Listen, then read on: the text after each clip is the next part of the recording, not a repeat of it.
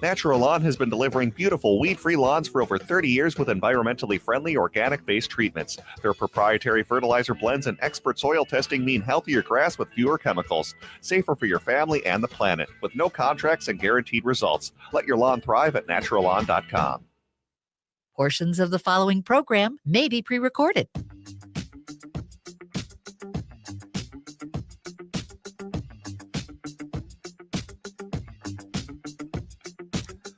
Broadcasting live on AM 950, the Progressive Voice of Minnesota. In the evenings on WCPT 820, Chicago's Progressive Talk, and in the nighttime hours, 1150 AM KKNW in Seattle. It is the Matt McNeil Show for your Tuesday. Good to have you with us here today. Patrick Cooligan from the Minnesota Reformer joins us in the second hour here, so we'll talk to him about some of the current happenings around here. Patrick is here today. Hello, Patrick. The second best Patrick you'll hear on AM 950 today. Oh, no. That's just garbage. You're at least the fourth or fifth. You're the best, man. Nothing against our good friend Patrick Cooligan, but yeah, I enjoy getting to chat with you every day. How are you today, my friend? Doing pretty well. How are you today? I'm doing okay. I actually had some wonderful comments yesterday because, okay, so we were talking about, Trump's colonoscopy discovering J.D. Vance. That aside, I did make the point at the end of it. And were you here when I had my colonoscopy, 6 years ago? When I did the first one? I had not started here All yet. Right. So we kind of did a thing because and there is a public service awareness element to this. And we talked about this because I turned 50, and at that point it was 50. Now it's 45. You're supposed to go get a colonoscopy at 45, and they'll kind of determine how things are there. Yes, it is not the most pleasant experience. Get over your squeamishness. You can get this checked, and frankly, I mean, I'll say it. It's good Trump has gotten his. It's good that everyone gets theirs. I think you should get one because I have had friends who have had colon cancer. 2 of them are okay. 1 passed away. It is a preventable cancer. You can basically just a colonoscopy, and it's generally kind of one of those things where, they keep an eye on things, make sure everything's going well. It's like to a point like skin cancer. If you haven't gotten checked out by a dermatologist, you probably should, because you can, you don't have to have it go into be a negative thing in that sense. It doesn't have to go that far down. To before you get it, taken a look at. You need to go get these things done and checked out because, like I said, as unpleasant as a colonoscopy is, what's far more unpleasant? Colon cancer. And so I actually had multiple people reach out after I said this and said, I'm glad you did. They found, some concerns when I went in, but I was able to get it treated, blah, blah, blah, blah, blah, blah. The case. And so please do. I mean, I'm every 3. So yeah, next year. It'll be next year I'll get another one. And yep, you gotta go home. I'm just going to let you know, make sure you have a bathroom handy. When they give you the stuff that clears out the old system, it is, water slide central. It does a wonder on that. And so, yeah, find yourself some movies that you either own on DVD or you can pause on your streaming service, because you'll have to do that a few times, and enjoy the evening. The hardest part is, and here is my advice to you. Try to get your colonoscopy checkup as close to it early in the morning as possible, because regardless of what time your colonoscopy is the next day, you can't have food or anything until you had your colonoscopy. And so the first time I had mine, they're like, oh, we can get you in here next week at 2:00. I'm like, great. Yeah, I was starving by the time I got, because you can't have anything past a certain point the day before, and you really can only, I'm like, let's hit a drive-through. I'm hungry. The opposite of a colonoscopy at that point. But just there's my little bit of advice. I will say this: the morning appointments, the earlier the appointment, the longer out it's going to take. So it might take you a few months, but get it done. And I'm going to go back to what I said during the entire COVID thing. I don't want you sick. I don't want you sick. I don't want you dead. I don't want you in debt for the rest of your life, medical debt. I don't want you that way. I want you to be able to have a good life. And Sometimes preventive care is an important thing. So please, if you haven't had one, you're 45 or older, talk to a doctor, go get a colonoscopy, get checked out, and you probably will be fine. You probably won't. I think if you have no problems, you're going to be every 5 years. But it's something you need to get done. All right. That just it is what it is. It is important, and you remember when we were talking about wills and making sure you can't just leave what's going to happen after you're gone to hope that things work out. You need to lay this stuff out because it's a stressful time, and your wishes are only as good as the person who you've conveyed them to. And if that person has an agenda, then whatever you wished before you passed away, well, that's not going to happen. Sometimes you have to have these uncomfortable conversations, but in the long run, life will be better if you do have them. So please do go get that checked out. I want to share with you, Patrick, speaking of Patrick's, St. Patrick's Day, we have on Dermot Flanagan from Ireland, right? Our good friend over there. He sent me this note because his kids are still in school. Third level students. Now, I'm not sure what that is. It's not third grade. I think these would be kind of high school age kids. All right. I think this is about a high school age kids. So in the Irish school system, it's third level students in Ireland are being warned against going to America on student J1 summer visas. This is Ireland. If they go, they're being told not to say anything anti-Trump, pro-Palestine, pro-equal rights, or LGBTQ, that they should look into probably alternative destinations. This is Ireland. This isn't Hungary or Turkey or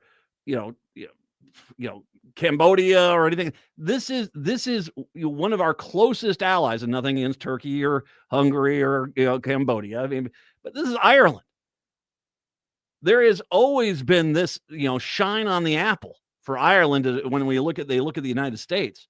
There's a source of pride at the amount of Irish ancestry that exists in America.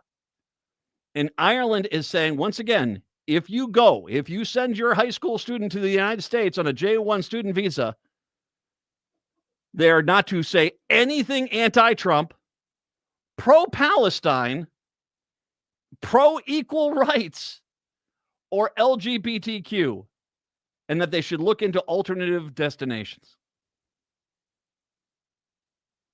God, that makes me sad. It makes me sad that other countries are setting up standards of what, in a country that is supposed to be based on freedom of speech, that countries are warning that freedom of speech is no longer the law of the land in the United States, and that your kids can't say anything anti-Trump, or anti-Trump ICE goons are going to wrestle them to the ground and deport them to Venezuela or to their El Salvadoran gulag. Don't say anything pro-Palestine, or else, if you say anything you're pro-Palestine, then you're going to be accused of being intolerant as they throw you into a gulag in El Salvador to be tortured and killed. Yeah. Pro-equal rights. Think about that. The Irish are telling me this is from Dermot in Ireland. Pro-equal rights. If you say anything pro-equal rights in the United States, that you could get arrested by ICE goons, or anything supporting the LGBTQ population, that you say anything like that, you have a rainbow flag, that if you're an Irish student here, that you could be jumped by a bunch of masked goons in unmarked cars, and the next thing you know, you're down getting beaten in an El Salvadoran gulag.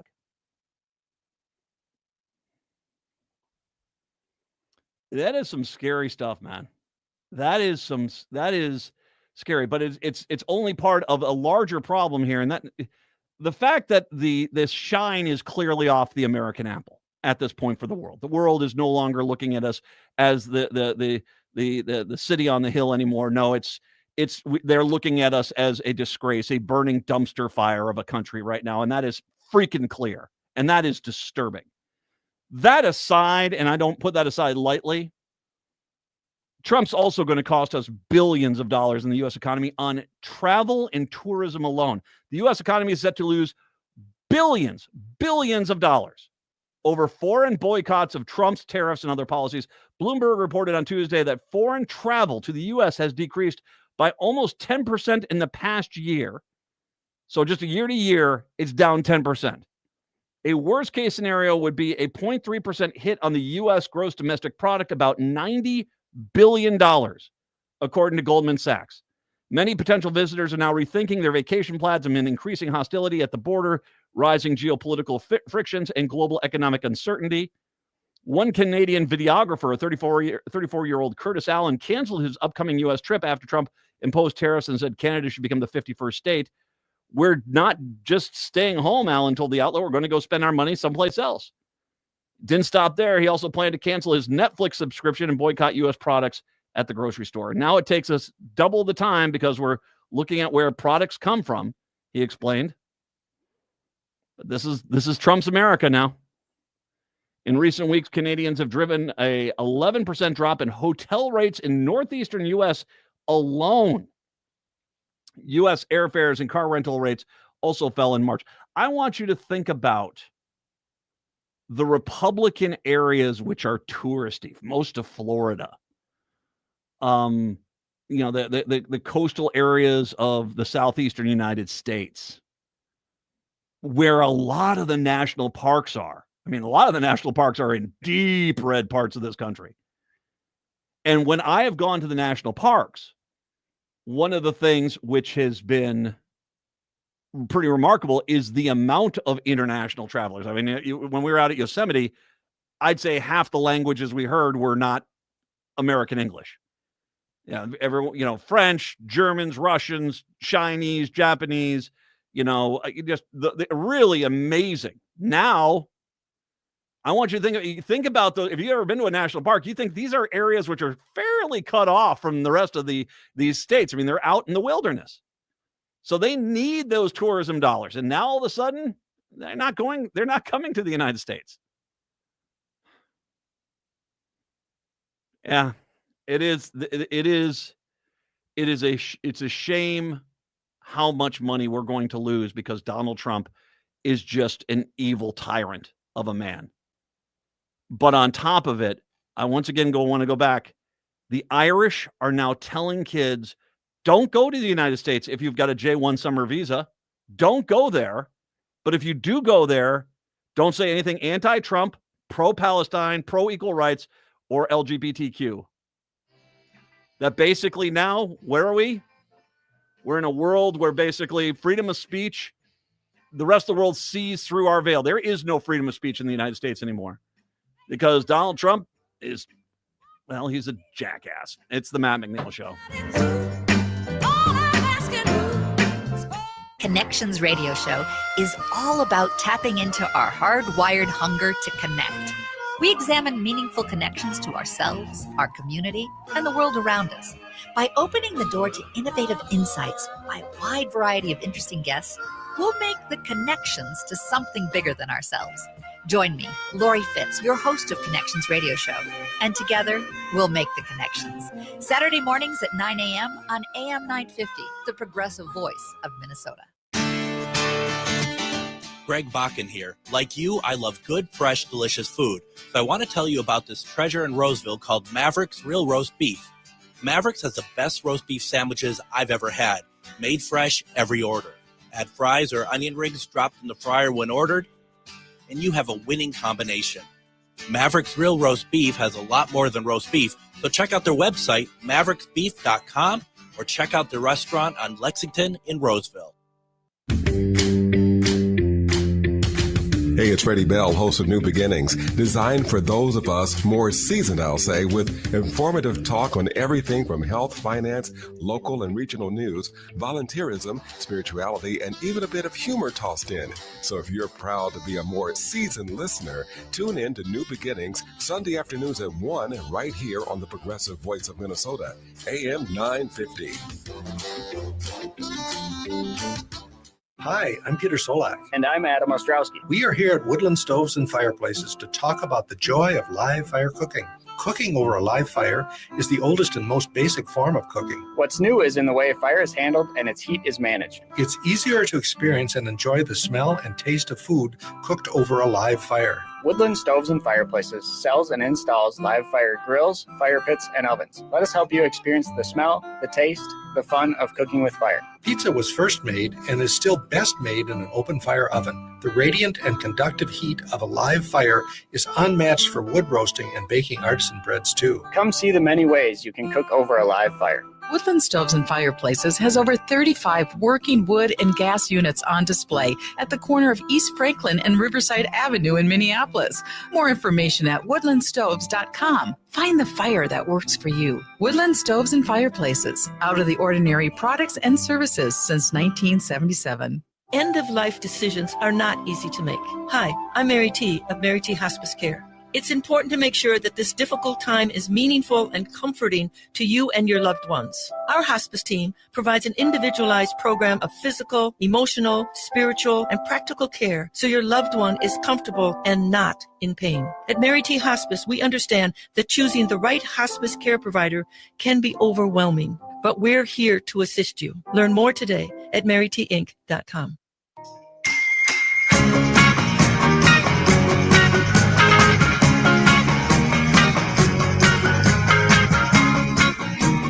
It is the Matt McNeil Show. Nice to have you with us today on your Tuesday, 952-946-6205. So, I want to take some time to remind people of our Department of Homeland Security Secretary, Kristi Noem. And reminder of the story of, hey, where's Cricket? That's right, Cricket the dog. The 14-month-old dog that Kristi Noem, and once again, she freely shared this story in her book because she wanted to be, perceived as a tough guy. She took Cricket because she just didn't like Cricket, a 14-month-old dog. Just didn't like Cricket. Took Cricket to the gravel pit and shot Cricket right in the face. The 14-month-old dog. And a goat. Goat's minding its own ding business. And she just decides, all right, might as well, if I'm going to do 2 for 1 here. Killed the goat, killed Cricket. When she was confronted about this, one of her excuses she gave out is, well, I've killed horses plenty of times, to which it became clear what had happened is when a horse became old, after she'd used the horse and the horse had become old and it wasn't as serviceable as it used to be, as opposed to, hey, thanks, horse. I'm going to let you live out the rest of your days. Here's some oats. Enjoy walking around the field. We'll brush you every once in a while. You've done well. Nope. The second all of a sudden she felt as if, well, it's wasting food to feed the horse. Bang. She killed a bunch of horses too. This is not a stable individual. Which is going to lead to a question which I'll get there. When I think of Kristi Noem, I think about this El Salvadoran gulag that Donald Trump has sent a lot of innocent people to, who are being tortured and possibly killed right now. I said yesterday, and I still believe this. I think that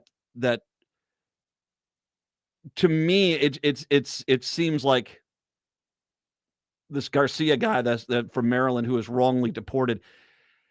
I'm going to guess he's dead.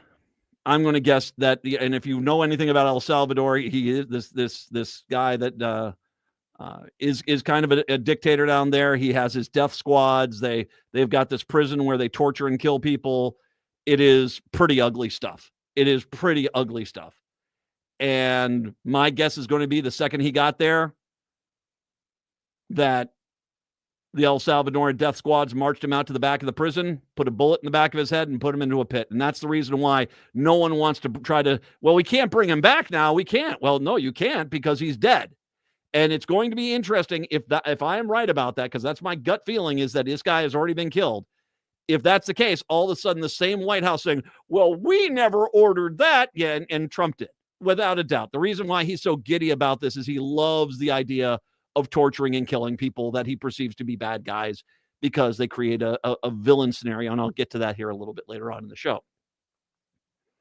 Noam went down there and did a photo op basically using not the people that we shipped down there as props, but I guess, the members of a local El Salvadoran gang that were in the prison as a backdrop as she did her I'm a tough guy thing. And this is not the only time she's done this.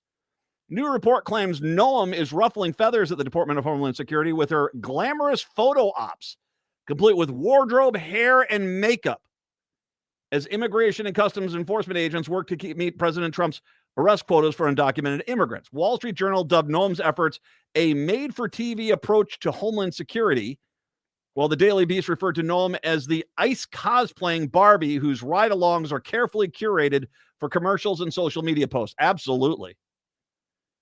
Critics claim Noam's publicity stunts hinder operations that often rely on the element of surprise to make arrests, as the Journal's reporters explain. This is clearly somebody. I mean, she's trying to be that. I'm like a Yellowstone character. Look at me. I'm a tough guy. I'm tough. I'm a tough person. Look at me, toughie.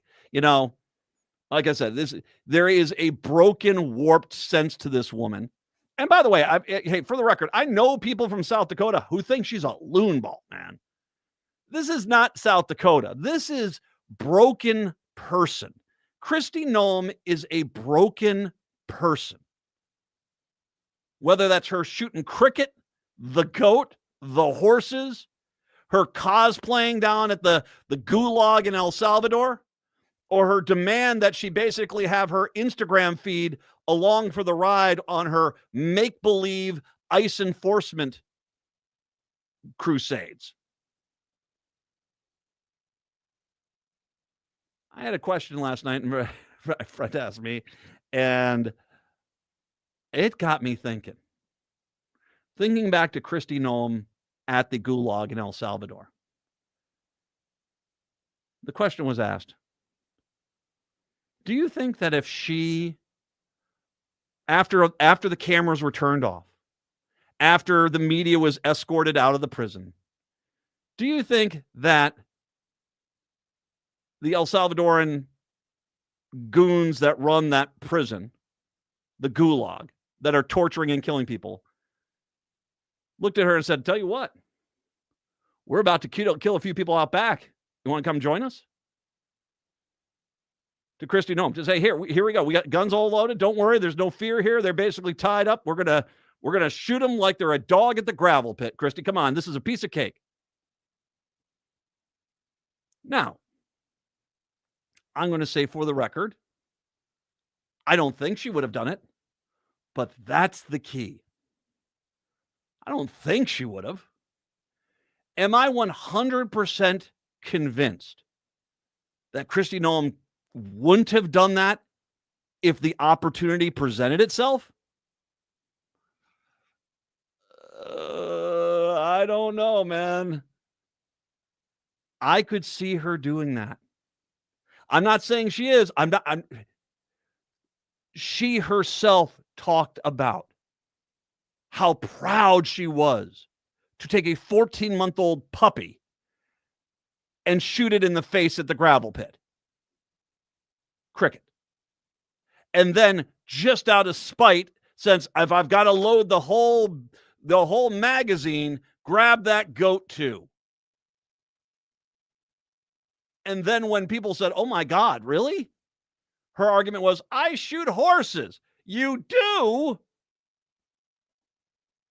Well, they're wasting grain if they're not working. Yeah, I've heard. Yeah, that's something that's been echoed in this country before by evil people.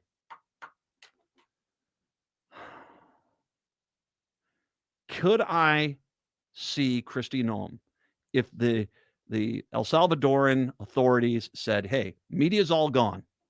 We got a few bad guys here we've decided we're going to give the death penalty to. Do you want to come on out and take care of business? I don't think she would have, but I definitively cannot say 100% for the record that she didn't do that. I could, yeah.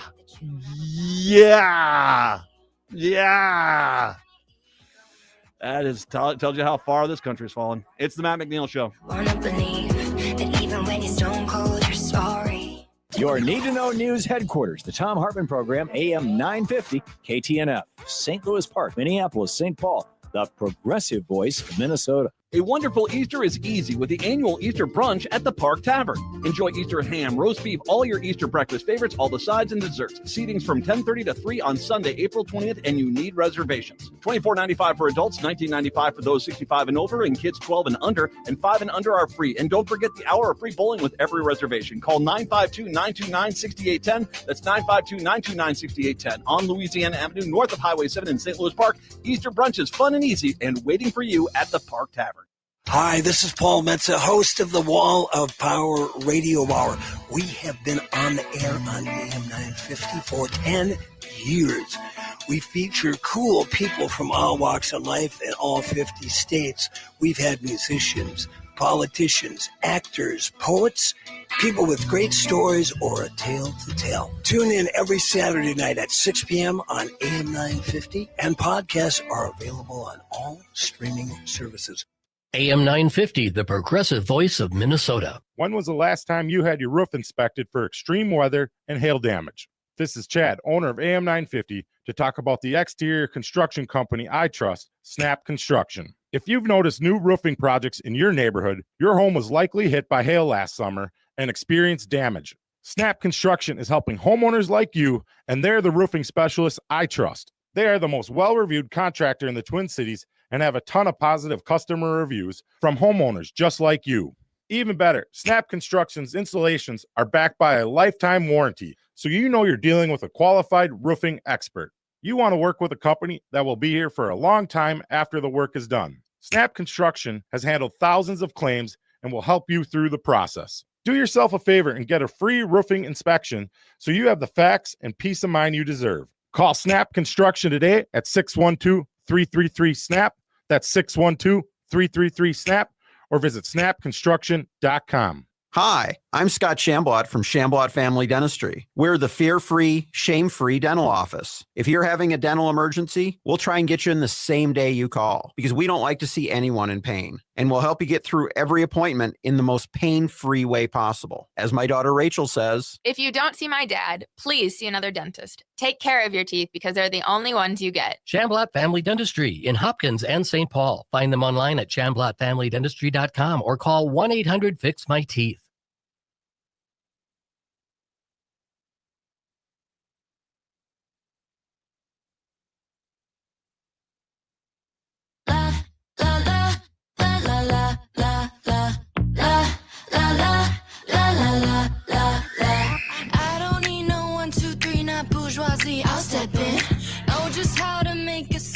Broadcasting in the evenings on WCPT 820 Chicago's Progressive Talk. In the nighttime hours, 11:50 a.m. KKNW in Seattle, and on AM 950, the Progressive Voice of Minnesota. It is the Matt McNeil Show on your Tuesday, 952-946-6205, 952-946-6205.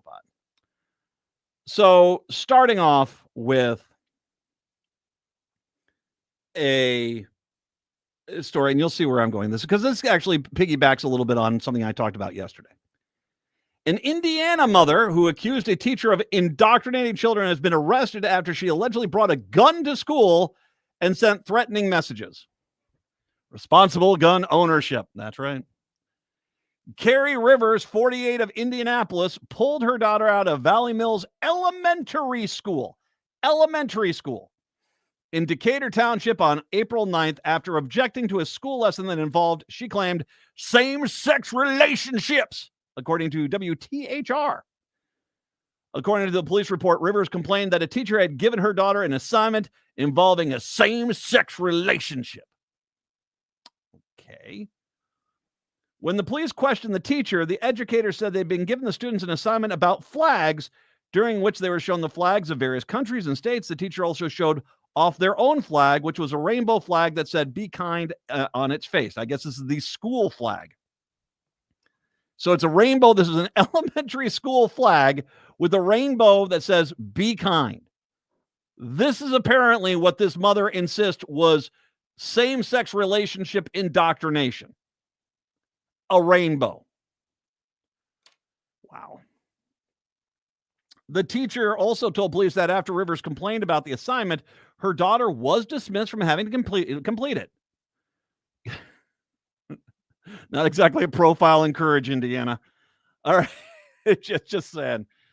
So basically, the rainbow flag it hurt her, and so she didn't have to do the project. Okay. The incident reportedly so incensed Rivers, she pulled her daughter out of the school and then went to the building to complain. Police were called to respond to an irate parent, and when they arrived, they allegedly saw Rivers, who had entered the building wearing a holstered gun. An elementary school. Possessing a handgun on school property is a felony offense in the state. The mother insisted she'd forgotten to remove her gun before entering the school and also admitted she'd brought the gun to school multiple times in the past. Responsible gun ownership. You know, but those gun laws, they're not for the white people. They're not. She's a harmless child. How can you punish her? Dear Lord. She brought a loaded gun into an elementary school multiple times to complain about a flag, not the rainbow flag, but a flag with a rainbow on it. Ugh. Rivers was taken into custody, interviewed by police following the incident. She was reportedly confused, thinking the police had come to the school to confront the teacher, not her. How about that for a level of freaking delusion? She thought the cops were there. Citizens arrest time. Boy, oh boy, get that teacher. Wait, what are you doing? Why are you arresting me? Wow. Following her release, Rivers allegedly sent the teacher a defamatory and threatening message, the contents of which were included in court documents. This is, once again, the teacher had an assignment on flags, one of them being, it sounds like the school flag, which has a rainbow on it and says, be kind. And this was her response to that flag.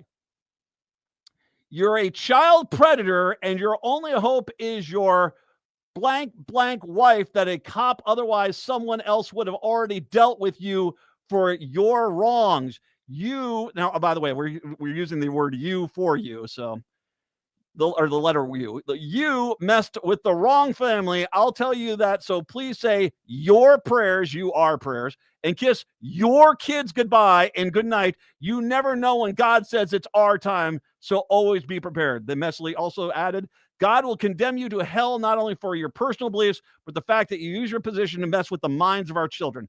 Once again, a flag with a rainbow on it that says, be kind. And she's clearly threatening to kill this teacher. The same day the message was sent, a Facebook account allegedly belonging to Rivers sent a friend request to the teacher. The request included a message allegedly calling the teacher a sick, nasty teacher.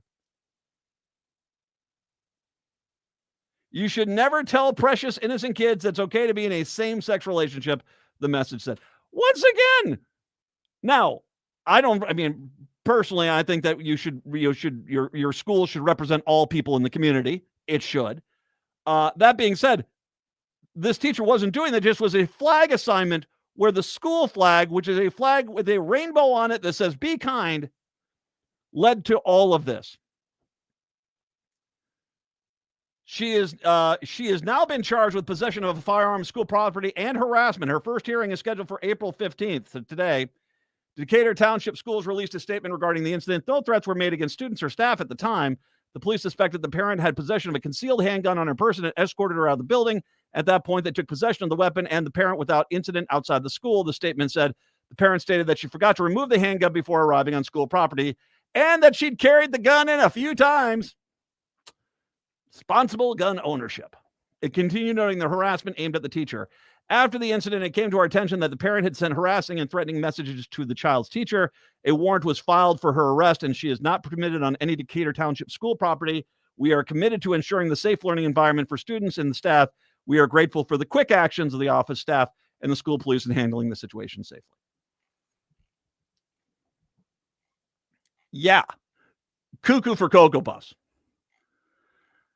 And I want to make sure I mention again, this wasn't about a same-sex relationship. It was an assignment on flags, and one of the flags was apparent. Once again, it sounds like it was the school flag. There's a rainbow on the flag, and it says, "Be kind."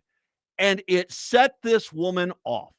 Now, as I mentioned this, I'm going to also mention there was a local story, is it 2 years ago, where when Trump started in with his anti-drag queen story hour, thing, that there was a business in the southwest part of the Twin Cities metro where they were having drag queen story hour.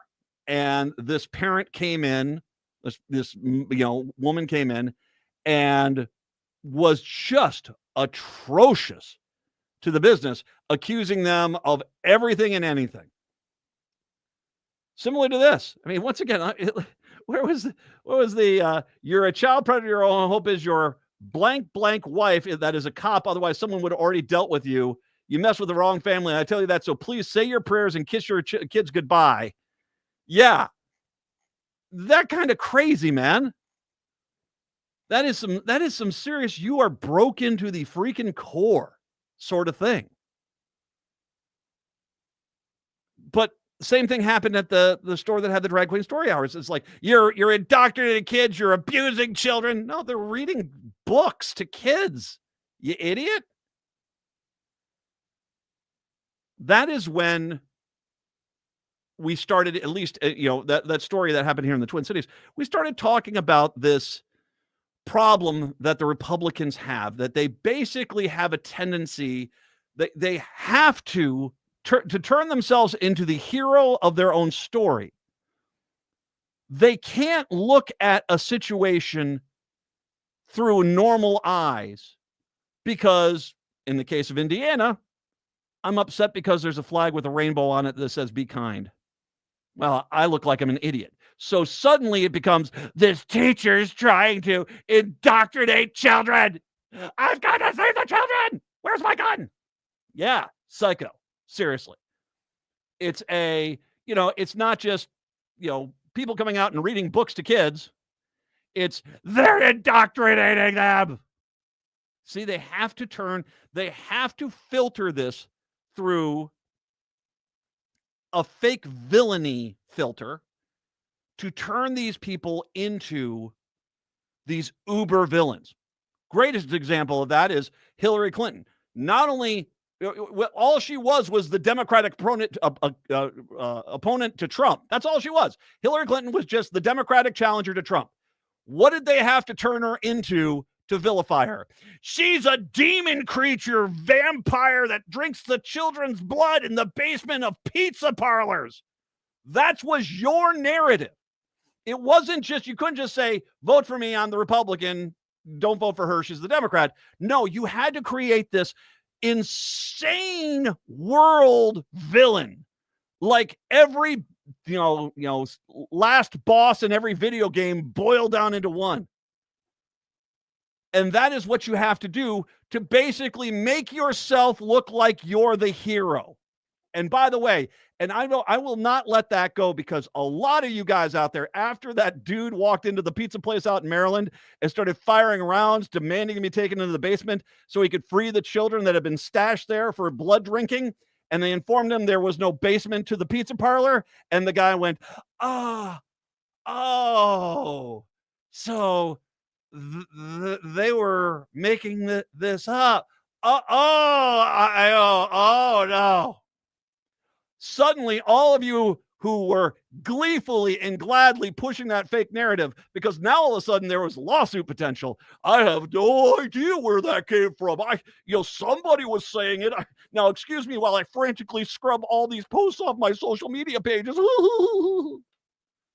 That's what you guys do. That is what you guys on the right do.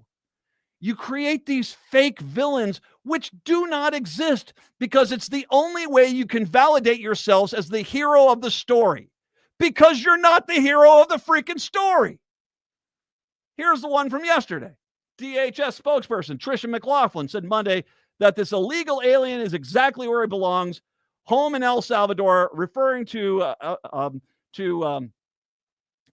Garcia's detention in El Salvador's Gulag prison, known for human rights abuses. He was in our country illegally. He's from El Salvador. One second here. He was in our country illegally. He's from El Salvador. He was born in El Salvador. And, the media forgot to mention he's an MS-13 gang member, McLaughlin said. The media would love for you to believe that he's a media darling. He's just some Maryland father. Well, Osama bin Laden was also a father, and yet he wasn't a good guy. They actually are both terrorists.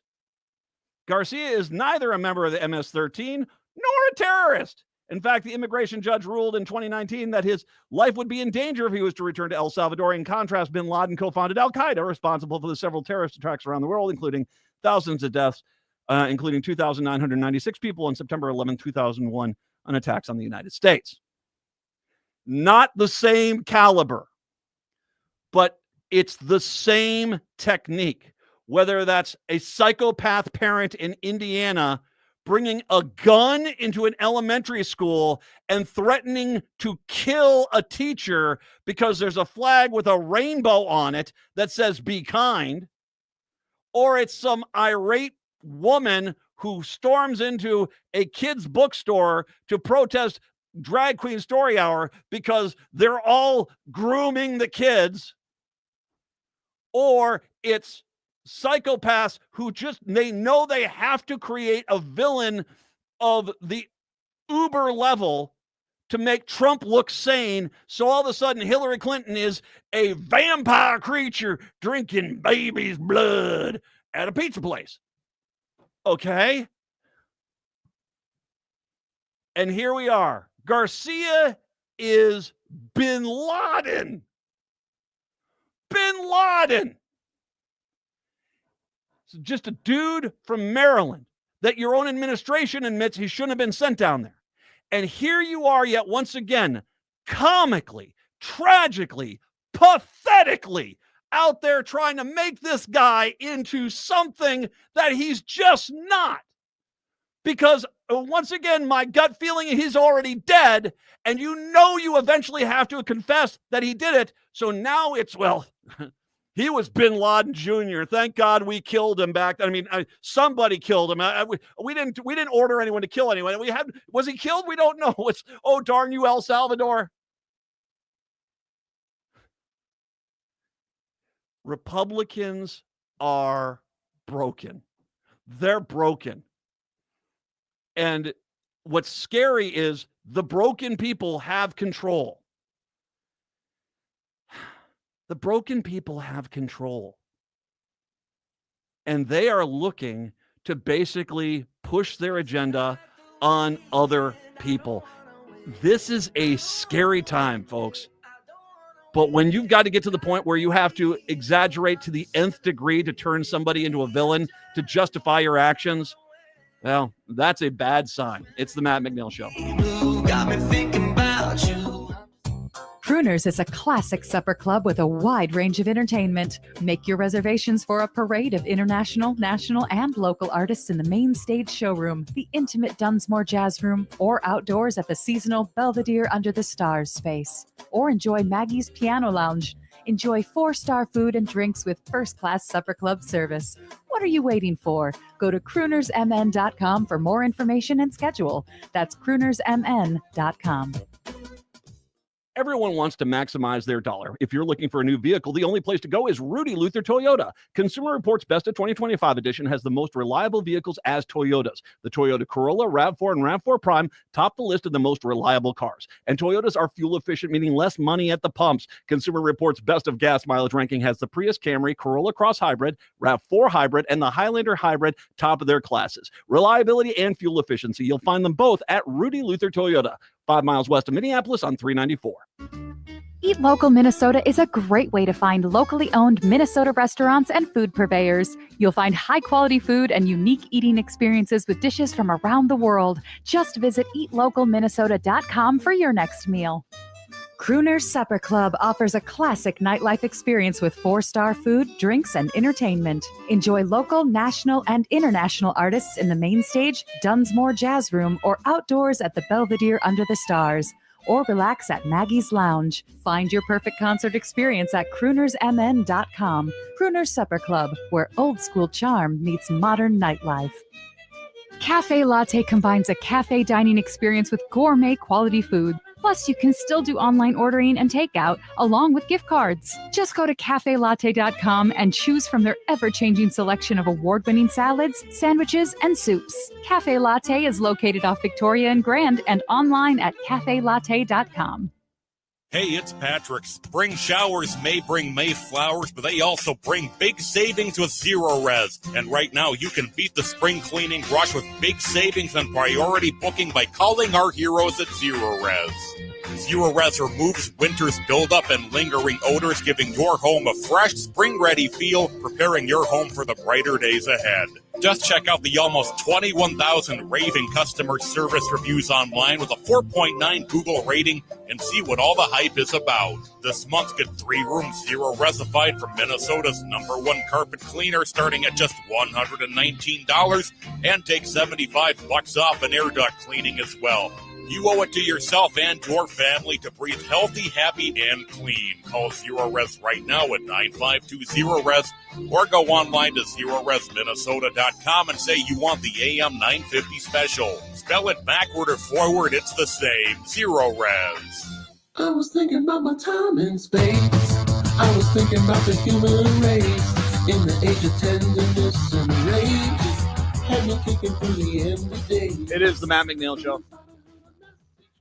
952-946-6205, 952-946-6205 is the phone number. I went to this little nugget out. The Republican tax plan is now being projected to cost $5.5 trillion. 70% of the benefits are going to go to the richest 5% of Americans. The GOP will either blow a giant hole in the deficit or go for our earned benefits to pay for it. This is not just a scam, it's a heist. If you are in the poorest 20%, your taxes are going to go up 4.8%. The second 20%, 3.5. The middle 20%, 2.1. The fourth 20%, 1.4. And then basically, but hey, here's good news. If you're in the top 1%, you're going to get a massive tax cut. And then if you're in the top 5%, it won't be as massive, but it's going to be pretty substantial. But that's what I mean. We tried to talk about this, we tried to talk about this the entire time during the election. This is not going to go to you. And there you go. So good luck with that, Red America, along with your tourism areas being, barren because there's no foreign travelers coming here anymore. There is a real moment here for the Democrats that I think we are seeing this play out in what's going on right now. Yesterday, was it yesterday or the day before? It was Bernie Sanders and AOC were in Idaho, to a sold-out crowd, raucous crowd in Idaho. They were in Salt Lake City, not exactly the most liberal city in this country, to a sold-out crowd like 2 days before that. There clearly is this movement away from Trump. And I think what we are seeing is the massive miscalculation by the Democrats this last election cycle, because what they did last election cycle was run the most Republican-light Democratic campaign in the history of this country. And in turn, they got beat. Meanwhile, we're seeing that if they embrace not a far left progressive platform, but a traditional Democratic platform, affordable health care, good paying jobs, union rights, women have rights, LGBTQ have rights, quality education, affordable education, that is resonating. And that you just running around going, I really like my Republican friends is not a Democratic platform we want to see.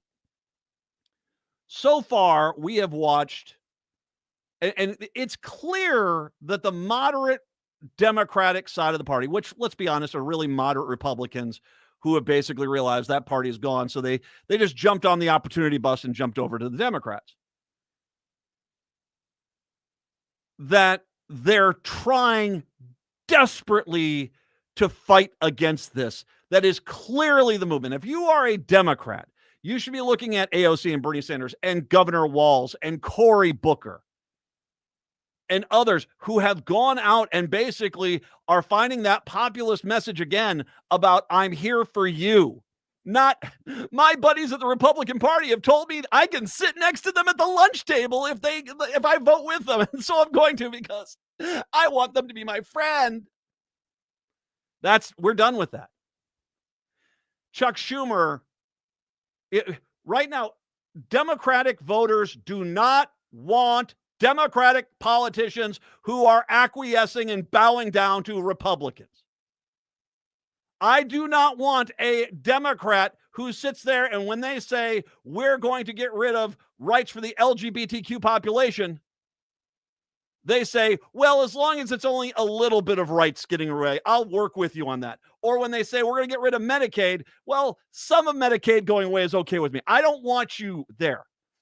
These are lines in the sand, and trying to sit there and act as if these buddies of yours, who clearly are not your buddies because the Republicans are all unified along with Trump. So your idea that you're going to be able to work with that side. No, there's no working with people taking away human rights from other people. Gavin Newsom, who for a while there was looking like might be a front runner, decided to go on out there and talk about how we need to be tolerant of discrimination against transgender athletes. Boo! The end of him. I don't think he's got a chance in the world at winning the Democratic nomination now. No way. Whitmer, Governor Whitmer over in Michigan. You see her frantically trying to hide her face in the Oval Office photo op because she's in there. I'm proud to be working with Donald Trump. Really? You know, the guy, El Salvadoran gulag guy, that's your buddy over there? Oh, you're okay with some of those people being sent down there? Okay. There goes her chances. Yeah, I think it's time for us to say, if you're not a damn Democrat, then just don't run. We're going to primary your ass because we need Democrats now. And I'm not talking about the uber left. No, I'm talking about Al Gore traditional Democrats like myself. There are some things on the progressive side I'm not exactly on board with. There are a lot of things on the moderate side I'm not on board with. I'm a Democrat because I believe in the base core principles of this party and what this party represents. And it does not, Chuck Schumer just doesn't get it because they're frantically trying to hold on to their power because they have built a party on where they say, well, if the rest of the Democratic Party doesn't go our way, we'll run over and we'll go with the Republicans. And sure, a handful of Democrats win, but at the cost to every other Democrat. Nope. It's time. You guys, if you don't understand where things are going now, well, then just get out of the way and let us take the Democratic Party back. Because I am tired. I am tired of trying to acquiesce, getting on our knees, begging for prove my existence from Republicans. I want Democrats who are like Governor Walz, who will go on out there and fight for every person every day with Democratic initiatives, not rewarmed Republican ideas. Democrats, it's time for a change in a lot of places. Chicago, Seattle, talk to you tomorrow. Minneapolis, St. Paul, hour 2 up next. Hi, this is Ken Hageland, host of Living Healthy and Aging Well, inviting you to listen to our live call-in talk show airing every Saturday from noon to 1, where we talk about your health and your life and provide insights you need to know to live and age well. Each week, we talk with guests who provide answers to important questions regarding healthcare, elder care, end-of-life care, and self-care for caregivers and help you and your loved ones plan for the future and enjoy your highest quality of life today. Please join us every Saturday from noon to 1 on AM 950 for Living Healthy and Aging Well. Hi, I'm Bruce Klopfle. Join me every Sunday at 5 p.m. for Politics Matters. We'll talk about how civics, politics, and law affect you by highlighting a different topic each week. On this week's show, I interview State Senator Lindsay Port, who represents District 55. We'll discuss why she ran for office, some of the challenges of working in a nearly tied Senate, and some of the affordable housing bills she is dealing with as chair of the Senate Housing Committee. Tune in Sundays at 5 p.m. for Politics Matters with Bruce Klopfle to discover why government and civics matter. Hey, Minnesota, it's your favorite sexy liberal. Join me and my fellow cohorts in liberal justice weekdays from 8 to 11 on AM 950 KTNF, St. Louis Park, Minneapolis, St. Paul, the progressive voice of Minnesota. AP News, I'm Ben Thomas. Harvard University, the focus of Trump administration ire today for defying its demands to limit activism on campus. White House Press Secretary Caroline Leavitt. The president made it clear to Harvard, follow federal law, no longer break Title VI, which was passed by Congress to ensure no student can be discriminated against on the basis of race, and you will receive federal funding. Unfortunately, Harvard has not taken the president or the administration's demands seriously. Julie Walker reports the government's freezing some $2.2 billion in grants and $60 million in contracts. Trump's administration has called for reforms at the university, including its admissions policies, an audit of student faculty views, and reporting on foreign students. The hold on Harvard's funding marks the seventh time President Trump's administration has taken the step at one of the nation's most elite colleges in an attempt to force compliance with Trump's political agenda.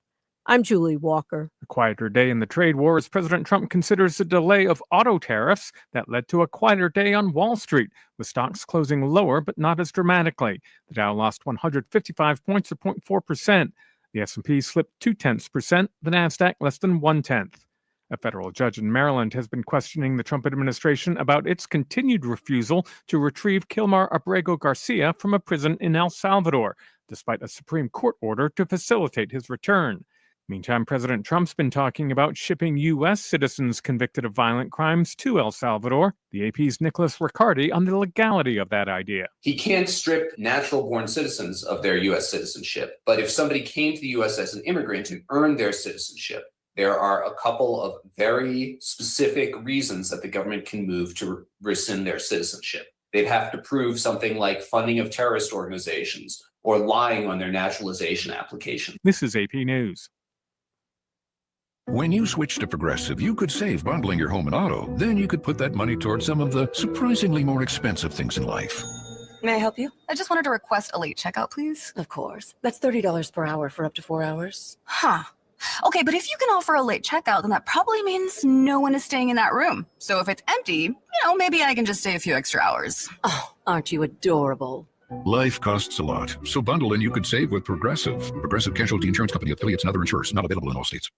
Bring spring to your door with Target Circle 360. Get all you need for Easter hosting, spring get-togethers, and more with unlimited same-day delivery through Target Circle 360. From Easter basket goodies to fresh florals, getting everything the same day is easy. Open the Target app and bring the magic of the season to your door with unlimited same-day delivery through Target Circle 360. Visit target.com/circle or the Target app for more details. Subscription required. Same-day delivery is subject to terms. Applies to orders over $35.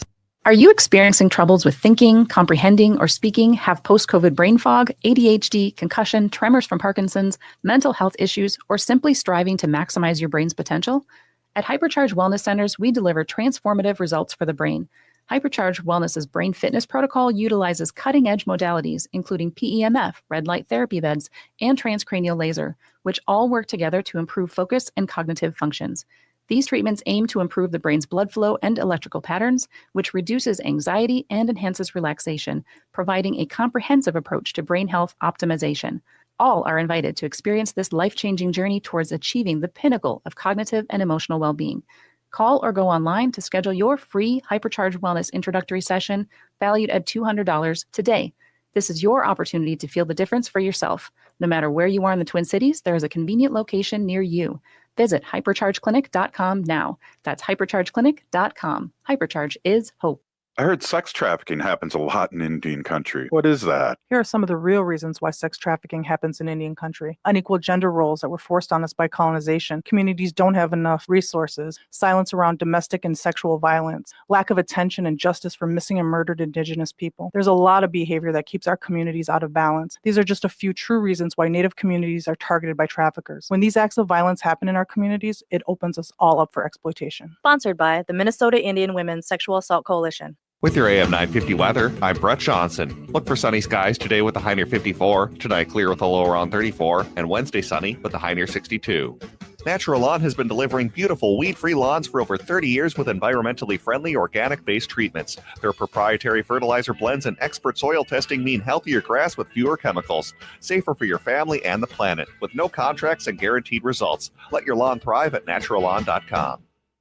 Portions of the following program may be pre-recorded. Hour number 2 of the show here on your Tuesday. Matt and Patrick and Brett. Oh my. Okay, so let me see if we can understand what the Wild scenarios are, because our final game of the season for the Wild is tonight. The NFL, the NHL doesn't do it like the other game, like the NBA had every team played on the final day. They don't do that. We play here. I think Calgary has a game. They have games all the way up to Thursday. So there is a chance if they don't win that the Wild, well, it depends on the situation. So there are 3 teams basically vying for the final 2 playoff spots. The Wild have 95 points. The Blues have 94 points, I think it is. And is it 92 points for Patrick? Do you know? Is it 90? They have 90. They have 90. Actually, I think they got 2 more on Saturday. Oh yeah, Sunday. that's right. They're 92. Oh, okay. If the Wild win tonight, then they win just regular season or in overtime. It's over. They are going to be the 7 seed, correct? That's right. That's a definitive. If they only get 1 point and St. Louis wins tonight, I think we move down to the 8 seed. Yep. Then the Wild would play Winnipeg. But here's the other thing. I think that if Calgary wins their game tonight and then their game on Thursday, we would then be eliminated from the playoffs. Is that correct? Yes. All right. So we just need to win tonight. And hey, Patrick, you know hockey pretty well. If I'm not mistaken, against Winnipeg, we were 0-2-1 this year. And versus Las Vegas, we were 0-3. So which team do you want us to beat, and how quickly will it happen? That is a very good question. It hurts every time. Now that you ran through those scenarios, I think what's ultimately going to happen, they're going to lose, but then back into the playoffs. In very Calgary choking fashion. Yeah, Calgary does not have an easy schedule. They got Vegas tonight, and then they're on the road at the LA Kings. So it's not an easy schedule for them, but I mean, there's a lot of these teams that are looking to rest players at this point. So, I win. Just beat Anaheim. Anaheim's a bad team. Beat Anaheim tonight at home, and this is over. Then again, we said that the other day. Who did they play that they gave up? It was a shootout with. Oh, it wasn't Utah. Who was that team we had to win in overtime with Eriksson getting his. Is that the 8-7 crazy game you're talking? San Jose. Yeah, San Jose's garbage, man, and we ended up making them look like they were Stanley Cup contenders. So there you go. There you've completely gotten up to date. There is no reason to watch the Minnesota Twins. There is no reason to watch the Minnesota Twins. That team is it's going to be a long season. April. It is April 15th, and I've already kind of given up. I'm watching that team play, and I just see no heart, no integrity, no intensity, nothing. I don't see anything on that team right now. It's bad. I don't see a lot of hope on that team either. They didn't add anything in the off season, and some of the guys who had good years last year are slumping this year, and they're going to lose 90 or 100 games. And good news is the Wild will be probably swept in 4 or 5, maybe 5 games. Maybe they get 1 win. And then the Lakers will just dismantle the Timberwolves. Hey, we're back to looking forward to the NFL season beginning. Yeah, the Wolves have a better chance against the Lakers. That's if the refs actually let them have a chance. Good one, Brett. Yes. Comedy stylings from Brett. There is also another competition going on today. as we head up into the Minnesota 6th Congressional District. Voters are headed to the polls for the primary on the Republican side. The Democratic side's already decided. But it is the replacement of Justin Eichorn. And just for everyone out there wondering, whatever happened to Justin Eichorn? Well, apparently the proud MAGA Republican was allegedly soliciting a minor for sex. Yeah, just remember that, folks. The GOP field is crowded with the conservative district, including former GOP party chair, Nisswa Mayor Jennifer Grand Canyon Carnahan, Carrie Heintzman, the former district director for President Donald Trump campaign, and also Representative Heintzman's wife, I believe. Josh Gazelka, the son of former Senate leader Paul Gazelka, former Breezy Point Mayor Angel Zierden, Army veteran Steve Cottrell, businessman John Howe, conservative activist Doug Kern, and former House candidate Matthew Zinda. Zinda's the guy we talked about yesterday that not quite sure about the old dinosaurs. And what was that again about one race? Never mind. I don't want to get into it. He's running in the special election too. This is covering portions of Crow Wing, Cass, and Itasca counties. Denise Slippy is the environmental health professional first responder from Breezy Point, the only DFL candidate, so she'll move on automatically to the April 29th special election. So it's the third special election held in Minnesota so far this year. I want to, I'll just say it. I mean, if the Democrats, it's nice we're doing protests and stuff like this, but if you want to show me something, get up there into that 6th district, knock on every door, put it out there. And if you can get the Democrats to carry that Senate Minnesota 6th seat, which not that long ago was a Democratic seat, I mean, considering Eichorn won, I got to believe there's a lot of people up there who might be a little bit hesitant to vote again, considering they just voted in a guy who allegedly solicited a minor for sex and did it in a manner which suggested he was pretty familiar with how to do so. Should mention that as well. So, get up to the Minnesota 6th Congressional Senate District and go up there and campaign, door knock, phone call, volunteer. Change only happens if we make change happen. That's that. I mean, God, that sounded like a Wellstone line, didn't it? I don't think. I don't know if you ever said Come up anything. with that on your own. Change doesn't happen unless you make change happen. There we go. There you go. And so it's if you want things to change, well, you got to go make it happen, and that's the case. So, and I guarantee you, it will scare the living daylights out of the Republicans if all of a sudden the Minnesota 6th district goes Minnesota Senate District District Seat 6. If that goes to the Democrats, the DFL, I guarantee you that will put the fear of God into the Republicans at this point. Even if they get it down to like a single-digit margin and lose, I mean, granted, I'd rather have the DFL or win. That was a 27-point Trump district, so you would swing that thing 15 points, you would still scare the living daylights out of the Republicans. Well, if 15, I mean, if it was like the Florida things, I don't know. I think the DFL's got a chance up there. I really do, because I mean, that is a clown car brigade of a Republican candidate. Yeah, that is the cast of characters there. Yes, a burning clown car. It really is. And once again, they're replacing Justin Eichorn, who's no longer a senator because he was allegedly soliciting a minor for sex.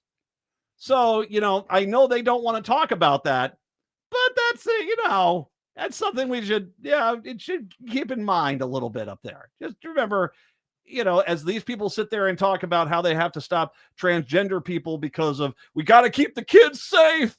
We got to keep the kids safe. The call is coming from within your own house. Does anyone ever get that reference anymore? You don't remember that horror movie? That was was it Carol Kane? Was the horror movie, which the call was coming from inside your own house. I know I've heard that line, not just from you, but many other times. Yeah, I'm trying to think specifically of the movie. God, I'll find it. I'll find it out a little bit later on. You get a chat with Patrick Cooligan today, correct? Yeah, and in fact, we're going to be chatting a little bit more about that special election taking place up in the 6th Senate District, as he'll have some thoughts on who is running in that Republican primary. Plus, we'll also be talking about Angie Craig and her future ambitions, since she apparently told Michelle Griffith over the Reformer that Craig is going to have a decision on her future by the end of the month, so we should know if she's going to run for Senate or governor or just stay in Congress. Plus, we'll be talking about how DOGE cuts have been affecting a low-income housing project that was set to repair a lot of units at a Minneapolis housing complex. And then Patrick's also going to preview a column he's writing on Feeding Our Future, which is going to be released tomorrow. When a Stranger Calls, 1979. There you go. Yes. When a stranger, the call is coming from within your own house. She was the babysitter and the killers in the house, and an underrated film. But no one gets it today because it's like the phones. You just go outside. You don't need the phone. You just go outside with your phone. You'll be fine. You can wait for the cops out by the street, man. Didn't she have caller ID to know the house? No, they did not. They did not have. They had party lines. That would be the thing. Party lines. Party lines. Hello? Is this Bill? Hey, Bill. Who's this? Anyway, enough of that. It's Patrick Cooligan from the Minnesota Reformer with Brett right here on AM 950. AM 950, the progressive voice of Minnesota. Brett Johnson with you here on a Tuesday afternoon. And as usual on Tuesdays, we are joined by the editor-in-chief of the Minnesota Reformer. That's Patrick Cooligan. And make sure you go to minnesotareformer.com for the best in Minnesota news and politics.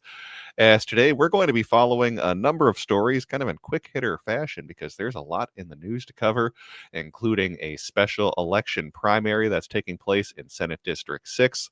Also some thoughts on the future of Angie Craig as well as Peggy Flanagan, plus lots more. So a lot to get to today. Patrick, thanks so much for coming back on the show.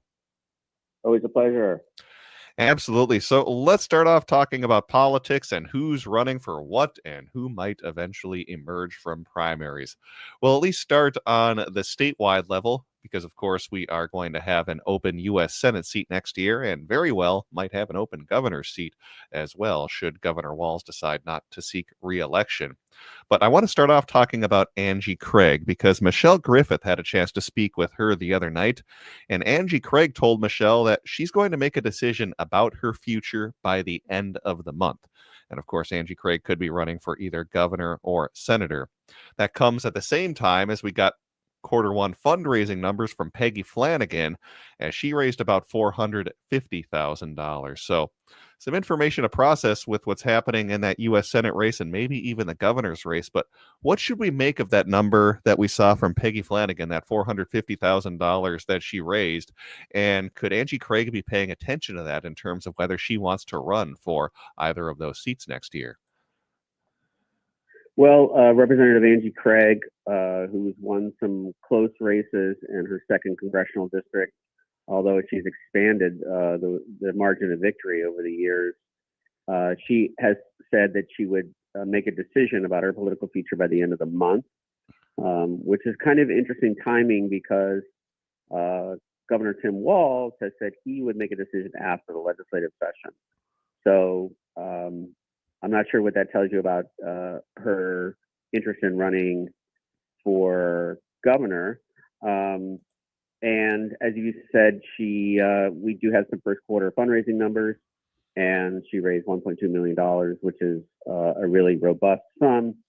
And she could consider staying in Congress, and if the Democrats take the majority, she could become a committee chair, agriculture specifically. That's a very influential position in Congress, and you get to make policy and draft important bills. She could also use that money to run for U.S. Senate. And Lieutenant Governor Peggy Flanagan, as you mentioned, her numbers came in. That number is not going to scare anyone out of the race. Let me put it that way. You got to raise a lot more than that to run a U.S. Senate race with the expensive TV ads. And that first batch of donations is the easiest one to gather. It only gets harder from here. So I'm guessing that Angie Craig could run a strong race against Peggy Flanagan.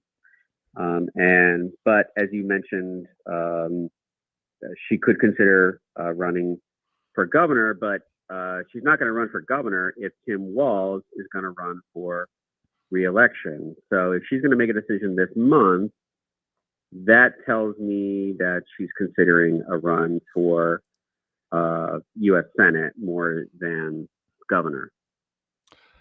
Yeah, again, I agree with the timeline that it looks more likely that she would be running for Senate, just given what you said. But let's say she does enter that U.S. Senate race. It would be so far her and Peggy Flanagan, and both of those candidates would be representing different areas of the political spectrum for Democrats.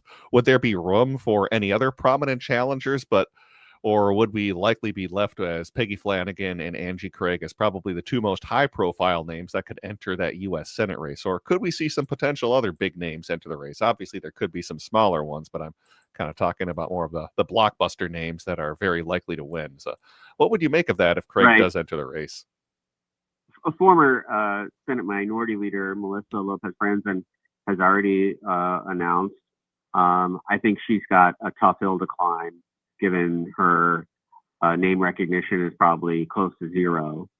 So she'd have to be a really dynamic fundraiser and campaigner, especially since I would think that she and Congresswoman Craig would kind of be in that same normie Democrat, moderate Democrat, whatever you want to call it, suburban Democrat lane. And Lieutenant Governor Flanagan has already started to sweep up some endorsements from progressives. And so I think it would be a really interesting race, a kind of defining the DFL between Craig and Lieutenant Governor Flanagan. Well, we'll have to see what Angie Craig decides by the end of the month, whether she'll stay in Congress or throw her hat in the ring for that U.S. Senate race. I want to move on now and talk about what's happening in the legislature and a special Senate election that is going to be taking place in the coming weeks, because tonight is the primary. And what we're talking about is Minnesota Senate District 6, which, of course, is the district that Justin Eichhorn used to represent before he had his own run-in with the law a few weeks ago. Now, this special election so far has a little bit of everything, at least on the Republican side, including accusations of self-dealing, name-calling, and, I like this one, even a pajama-clad heckler being escorted out by police. Now, looking at some of the candidates, Jennifer Carnahan has called herself a political outsider, of course, despite years of very high-profile roles and controversies within the Republican Party.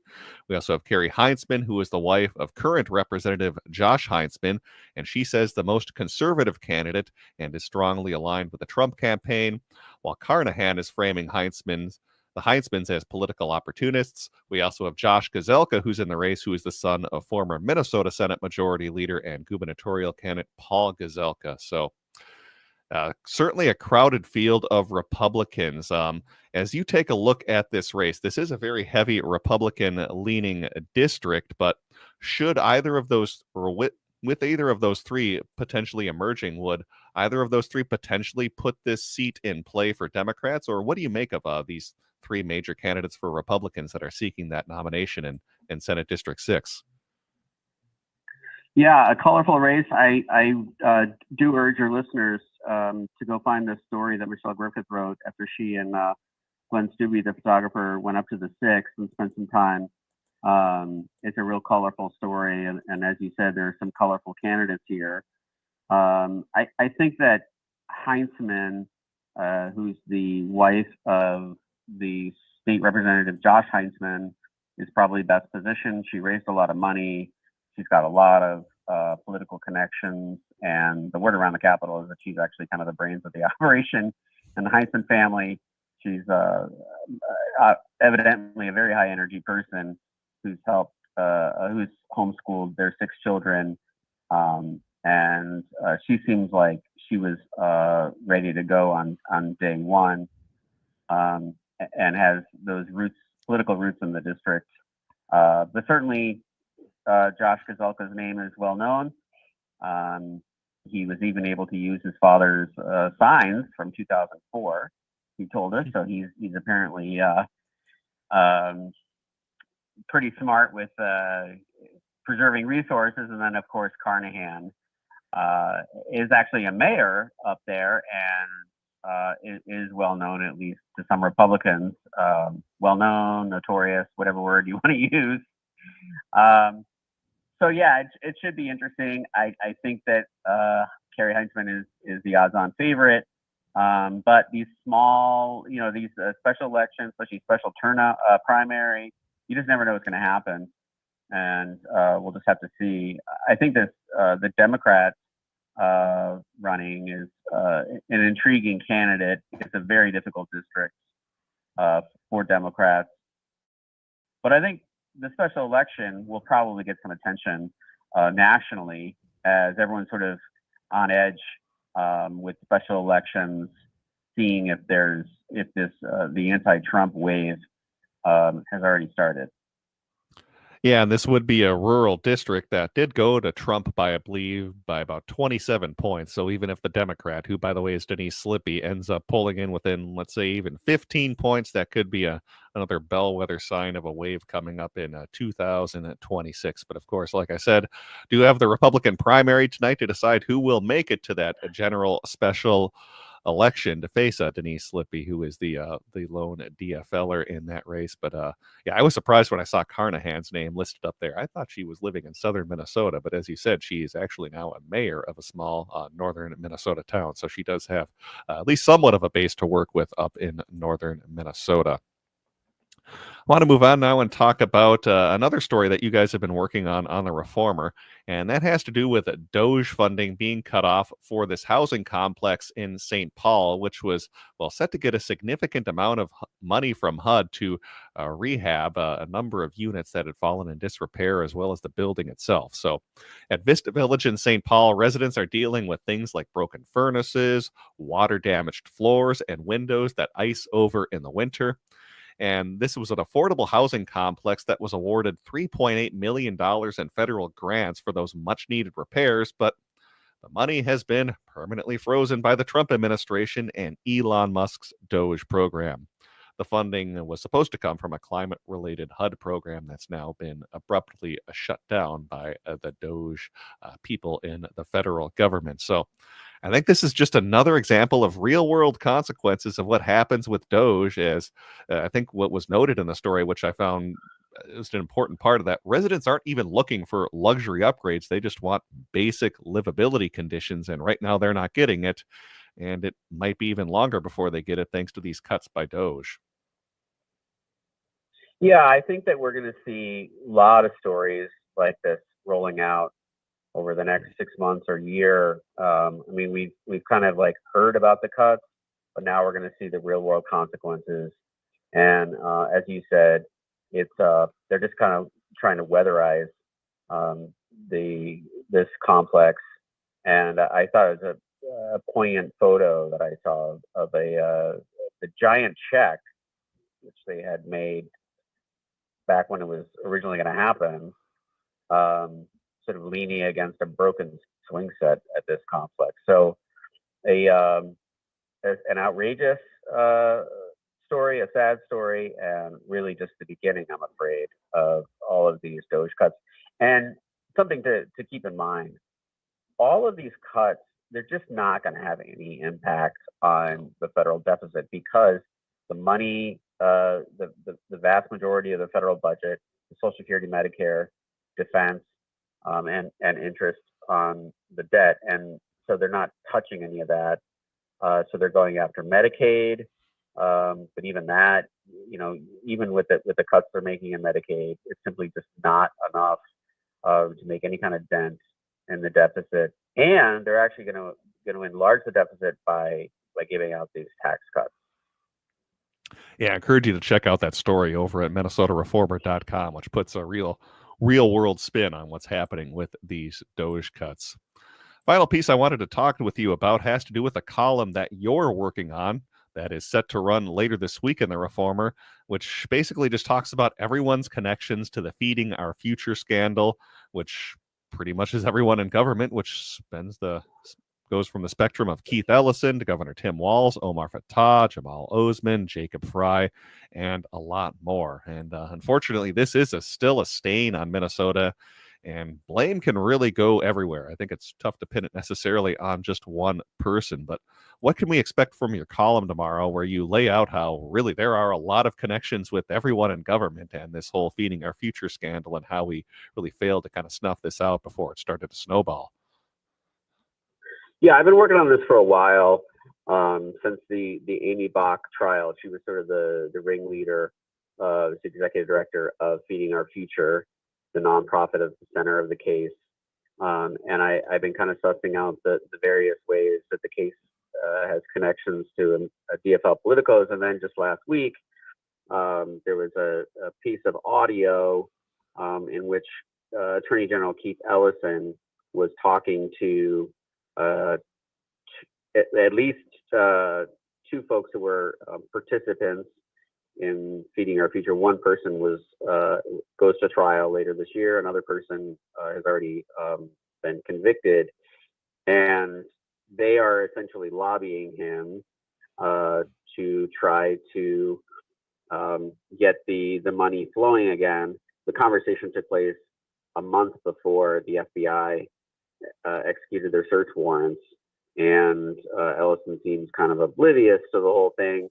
And so this kind of got me thinking about all the ways in which prominent DFL politicians are connected to this case. It's not necessarily that they're conspirators, they're not. But I think that what is remarkable about it is that, as Amy Bach herself said at one point before her troubles really arose, that they had political allies. They reached out to their political, when they faced interference from the bureaucracy who were trying to put a stop to the suspicious spending, they reached out to their political allies, and in her telling, they got some help, and you can see instances of that. It does not appear that Ellison helped anybody in this case, but I think it was important to run through all the ways in which this scandal had that those political connections were revealed, and so that's what the piece will do in tomorrow's Reformer. So make sure you check that out tomorrow in the Minnesota Reformer, breaking down all the connections that a lot of people in government had in terms of this Feeding Our Future case. But as he said, not necessarily directly involved in causing the fraud itself, but in terms of not necessarily preventing it from continuing. Again, that's going to be tomorrow in the Reformer.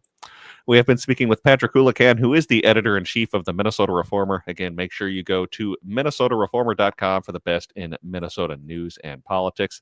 Patrick, thanks so much for coming on the show today. Thanks so much. All right, let's take a break and send things back over to Matt McNeil on AM 950. Every night when the sky turns red up above, I feel the beat. Everyone knows I love Rudy Luther Toyota, but do you know who else loves Toyotas? Consumer Reports. They're out with their best of 2025 auto issue, and once again, it reads Toyota, Toyota, Toyota. Of the new 2025 models, Consumer Reports recommends the Prius, Corolla, Corolla Hybrid, the Camry, the Sienna, the Corolla Cross Hybrid, the RAV4, the RAV4 Hybrid, the Highlander, and the Highlander Hybrid. In almost every class, you'll find a Toyota. Find one for yourself at Rudy Luther Toyota, the southeast corner of 394 and 169 in Golden Valley. This is Chad, owner of AM 950. Our station is located on a marsh, and we do our best not to disturb that environment. So I was thrilled to discover Natural Lawn. Their safer products and soil tests ensure that your lawn will be healthy, lush, and green. I don't even have to worry about bringing my furry friend to the station, thanks to the great care from Natural Lawn. I highly recommend Natural Lawn to keep your lawn beautiful, healthy, without compromising safety and sustainability. More at naturalawn.com. Turn to Auto Technical with your vehicle donation. We have families waiting for a car. You know, over 85% of unemployed are successful in finding and keeping a job if they have dependable transportation. A car plus a job equals a life changed. 612-919-5526. We have families waiting for a car. 919-5526 or autotech.org. Hi, I'm Peter Solak. And I'm Adam Ostrowski. We are here at Woodland Stoves and Fireplaces to talk about the joy of live fire cooking. Cooking over a live fire is the oldest and most basic form of cooking. What's new is in the way fire is handled and its heat is managed. It's easier to experience and enjoy the smell and taste of food cooked over a live fire. Woodland Stoves and Fireplaces sells and installs live fire grills, fire pits, and ovens. Let us help you experience the smell, the taste, the fun of cooking with fire. Pizza was first made and is still best made in an open fire oven. The radiant and conductive heat of a live fire is unmatched for wood roasting and baking artisan breads too. Come see the many ways you can cook over a live fire. Woodland Stoves and Fireplaces has over 35 working wood and gas units on display at the corner of East Franklin and Riverside Avenue in Minneapolis. More information at woodlandstoves.com. Find the fire that works for you. Woodland Stoves and Fireplaces. Out of the ordinary products and services since 1977. Hey, it's Tom. As the birds begin to sing and the days grow longer, there's no better time to spring into savings than now with All Energy Solar. Spring is perfect for home improvements, so why not choose a project that saves you money and helps create a cleaner, greener planet? While solar panels require an initial investment, the savings on your energy bills quickly add up. With a lifespan of at least 25 years, your system from All Energy Solar can save you tens of thousands of dollars over time. Act now and you can still take advantage of the 30% federal tax credit. Plus, you may qualify for additional incentives depending on where you live. The future is uncertain, but with solar energy, you can lock in your energy rates for years to come.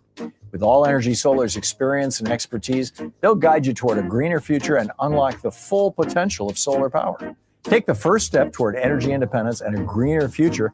Get a free consultation today at allenergysolar.com. That's allenergysolar.com. Hi, this is Frank Brown of Minuteman Press Uptown with a question for our listeners. How important are business values to you? When you need high-quality digital print, it matters who you work with. You see, Minuteman Uptown is unique. We're one of the only union print shops in Minnesota providing our team with living wages and benefits. We believe in second chances for justice-impacted individuals who want to contribute to the community, and we are active in local issues. We've been in the streets standing up for racial, social, and economic justice. At Minuteman Uptown, our mission is to connect all communities through technology-driven print solutions. An example of that mission is when I moved Minuteman Uptown to North Minneapolis. We're invested in this local community, and we help small businesses and local organizations throughout the Twin Cities reach their audiences.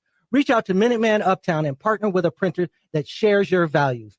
Call us today at 612-870-0777 or visit us at mpuptown.com. That's mpuptown.com. With a look at your AM 950 weather, I'm Patrick Lilia. Clear tonight with a low of 33, then Wednesday sunshine with a high of 61. Nightingale is your cozy, comfortable neighborhood bar and restaurant at 26th and Lindale in Minneapolis. Come in for the famous Nightingale burger or the ginger tamari chicken wings. View their menu or place a takeout order at nightingalempls.com.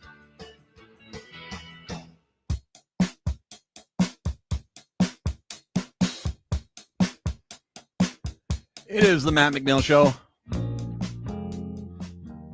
952-946-6205, 952-946-6205. The one of the things I'm going to mention here really quick, Easter coming up this weekend. And if you are looking for a place to celebrate, Park Tavern is going to be set up for you over there. They've got their Park Tavern Easter brunch buffet. It's fantastic. Every reservation gets an hour of free bowling to go along with it. It is great fun. And once again, I don't want to get past the tragedy that happened out at Park Tavern and how, those guys are great. I go out there fairly regularly. We bowl, we go have some dinner. It's a great place to go. And I want to encourage people like I did over on the holidays when they did their gift card. If you want a quick way to help support Park Tavern, go have Easter brunch over there.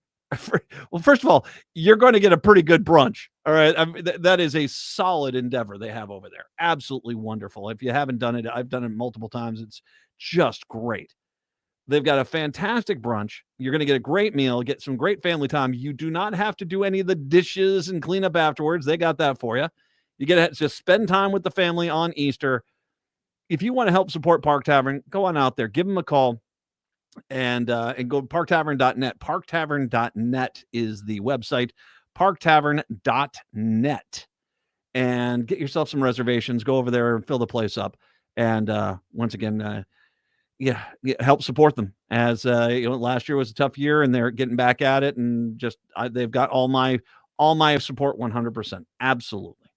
952-946-6205, 952-946-6205. Minneapolis will cease public broadcasts of its police radio communications starting in May and shift to online dashboards for the public to track emergency incident responses. In a news release, city officials said the move to encrypt police radio communications is necessary to comply with state and federal data privacy laws. Police radio communications can sometimes include details about the identities, locations, and police tactics that have been available to the public through police radio scanners, as well as online scanner tracking apps and websites. The dramatic rise in the use of social media and scanner apps to track first responders jeopardizes emergency response operations and can lead to the spread of incomplete, inaccurate, and unsubstantiated information, city officials said in a news release on Monday.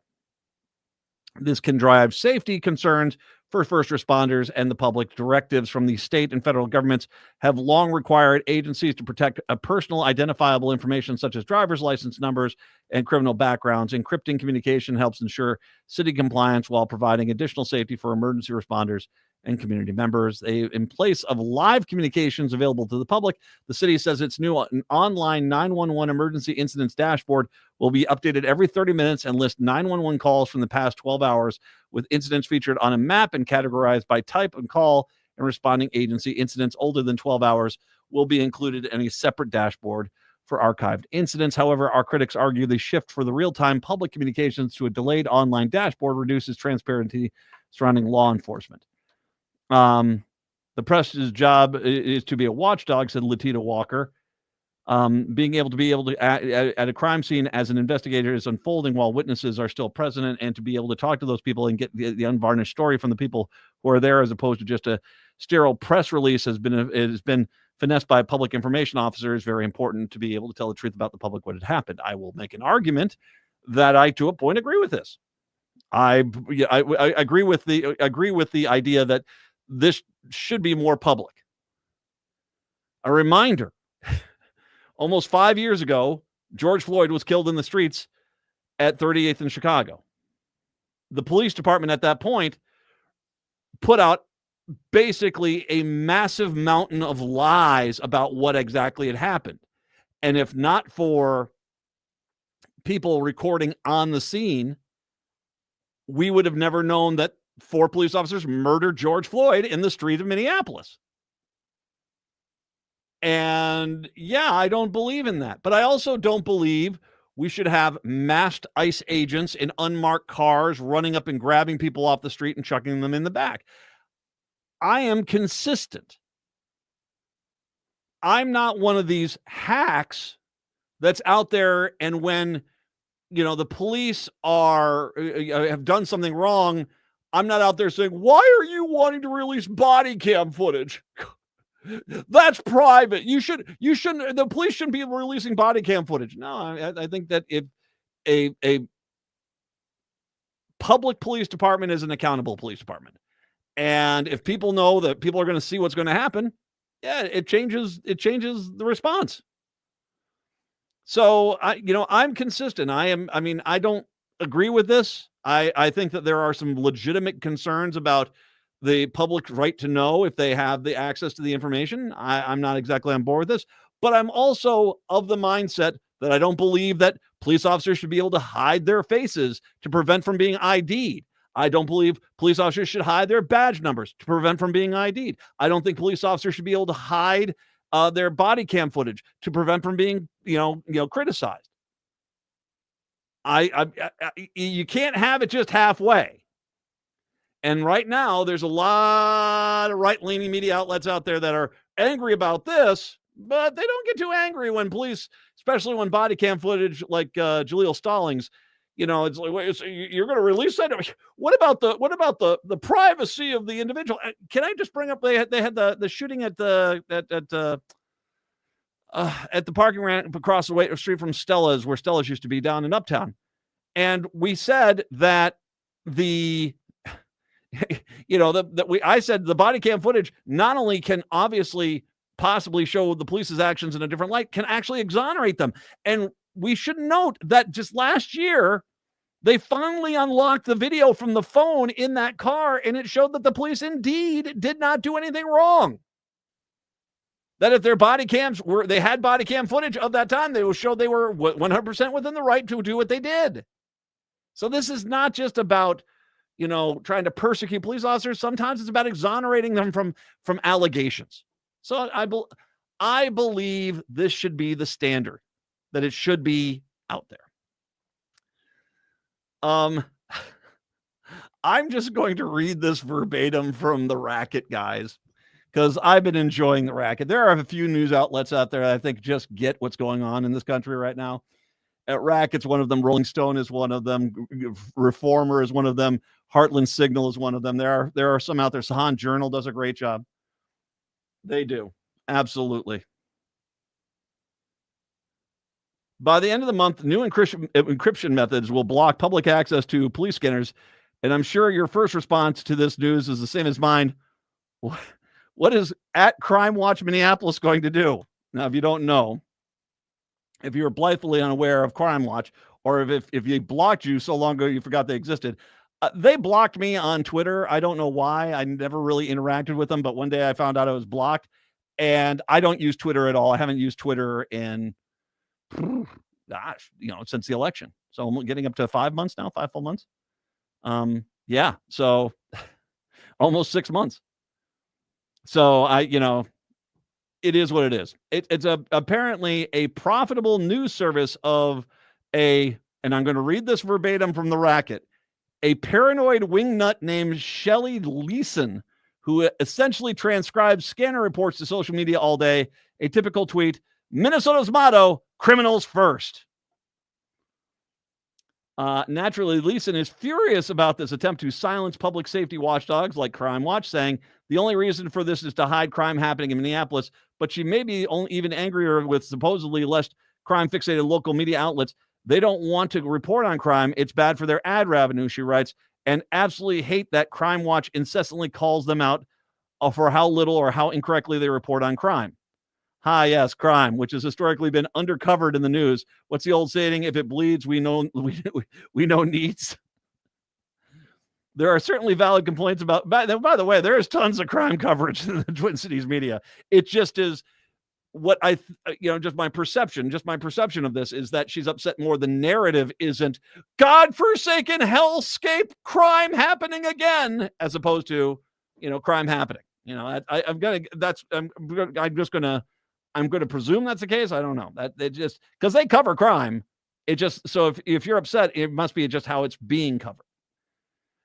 There are certainly valid complaints about the full encryption of city scanners, but while I'm all for transparency, I'm happy to see Leeson lose money. This is from the Racket, so you can see the dilemma I'm facing here. I'm going to say this. I understand that this is a person that's made a living off this. I don't agree with encrypting it. And if that means she makes money, well, she makes money.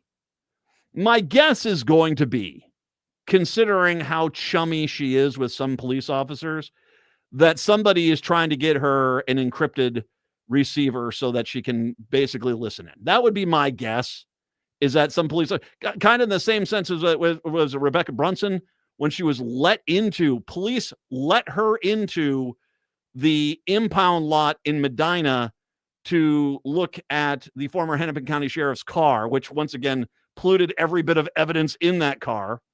So there is clearly a police element that's going to might try to help her procure the equipment so she can listen to the information. I don't know how the encryption codes work. Basically, if it's a feeling like, they're going to change it over to this, I don't know how regularly they'd be able to give the updated encryption, code breaker or whatever it is. I don't know. You can see I don't really know technology that much, but we'll have to see. Like I said, I am of the mindset I don't agree with this encoding. I also don't agree with hiding body cam footage. I don't agree with hiding police officers' faces. I don't believe with hiding the badge numbers of officers. I don't agree with any of that. I think that if you're going to have a police force, it should be open and up front and, accessible. And I also think that if a police officer does something like let somebody into an impound lot, well, there should be a full investigation. That police officer should be fired because, once again, that person's political ideology basically made every vehicle in that impound lot unusable in any court case. Because at that point, how do you argue, well, sure, someone let her in to look at that vehicle, but none other vehicles were ever violated? Sure. So I think there should be transparency. And once again, not just transparency when it's convenient for my point of view. 952-946-6205.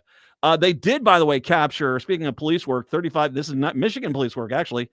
35-year-old armed and dangerous man charged with fatally shooting a man in Moorhead has been captured in Michigan. Jerome Anthony Thomas III of Moorhead was charged Tuesday with 2 counts of second-degree murder. A nationwide warrant was issued for Thomas's arrest after he fled the scene. The murder victim was identified as James Earl Hamilton, 39, of Moorhead. State police in Michigan, alerted that Thomas was believed to be in their area, announced Monday that he and a 32-year-old female accomplice were found 500 miles away from the scene in the Upper Peninsula. Both were arrested, jailed in Marquette County, await extradition back to Minnesota. The accomplice, identified as Minnesota court records as 32-year-old Abby Fredrickson of Moorhead, is charged with aiding an offender in second-degree murder. Both individuals are taken into custody without incident at a traffic stop in Ishpeming Township, located in the north-central part of UP. I know exactly where that's at.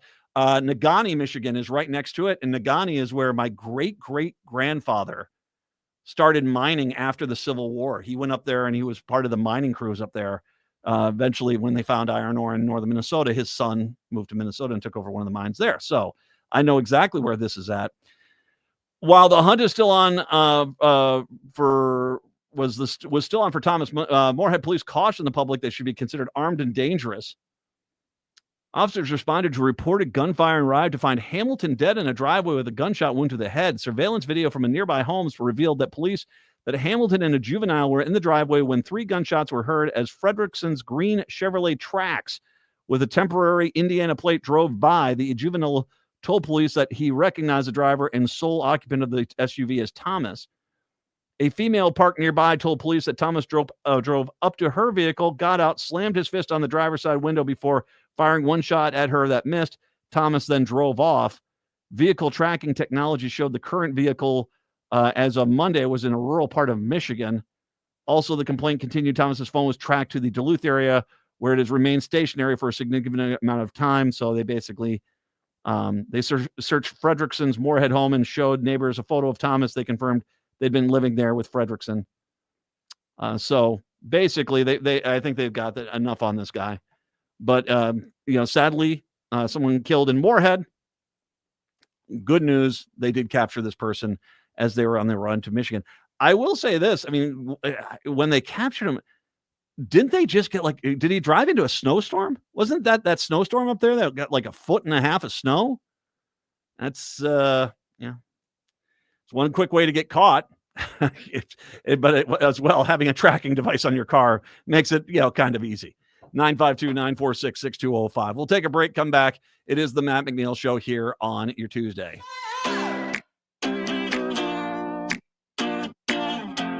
A wonderful Easter is easy with the annual Easter brunch at the Park Tavern. Enjoy Easter ham, roast beef, all your Easter breakfast favorites, all the sides and desserts. Seating's from 10:30 to 3 on Sunday, April 20th, and you need reservations. $24.95 for adults, $19.95 for those 65 and over, and kids 12 and under, and 5 and under are free. And don't forget the hour of free bowling with every reservation. Call 952-929-6810. That's 952-929-6810. On Louisiana Avenue, north of Highway 7 in St. Louis Park. Easter brunch is fun and easy and waiting for you at the Park Tavern.